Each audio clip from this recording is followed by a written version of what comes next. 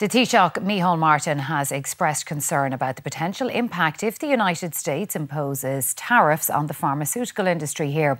Yesterday, the US President Donald Trump cited Ireland as one of the countries that manufactures pharmaceutical products when he announced a 25% tariff on imported cars. Germany said the US has chosen a path which will produce only losers. The response to Donald Trump's car tariff plan was swift and clear. Bad for businesses, worse for consumers, and a violation of trade rules. This is a serious setback for free and rules-based trade, which will have significant consequences for growth and jobs on both sides of the Atlantic. And this is a direct attack, to be clear, a direct attack on the very workers that I stood in front of. The US imported about 8 million cars last year.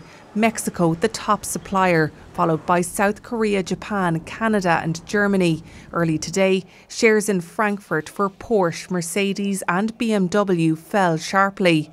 President Trump thinks the American car industry is unfairly treated in foreign markets.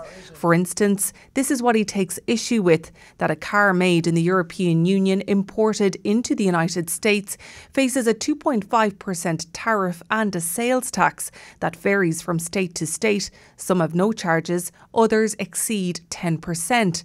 But a car made in the United States and sold into Europe faces a 10% tariff and VAT, a rate which varies country to country, on average 20%.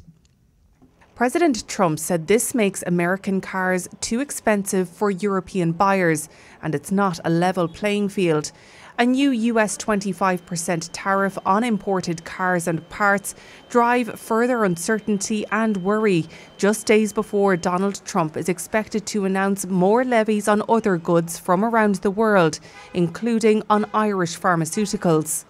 So, other countries will be affected, for example, by the tariffs on pharmaceuticals, not just Ireland, but obviously it will have an impact on Ireland. It will be serious. There are issues, we understand that from the US side, and we're willing to try and work to resolve them through dialogue and negotiation with our partners in the European Union. The message from the Taoiseach and others: talks rather than tariffs. Jackie Fox, RTE News. Our Economics and Public Affairs editor David Murphy is here. David, while tariffs on cars are what's making the headlines today, Donald Trump name-checked Ireland and pharmaceuticals when he made that announcement. That will have put the government here on alert, won't it? Yeah, I think we've seen, and we saw it there in Micheál Martin's comments, something of a softening up exercise happening over the past week. Various government figures have been warning about what may be coming down the track, particularly Paschal Donohoe warning about the potential effect on employment, on future spending and in terms of future tax cuts. Ireland exports about 72 billion of goods every year, billion euro of goods every year to the US. Of that, a massive 58 billion euro is pharmaceuticals. So a tariff potentially of 25% on those goods would have huge ramifications. And we've seen over the past day that the ESRI has done an analysis of what that could mean. It says it could affect economic growth, it would have an effect on prices, it would have an effect on inflation, and it would have an effect on investment. And that's a fairly long list. So I think increasingly people are getting concerned about what's coming down the track, and they'll be seeking to get into negotiations with the White House.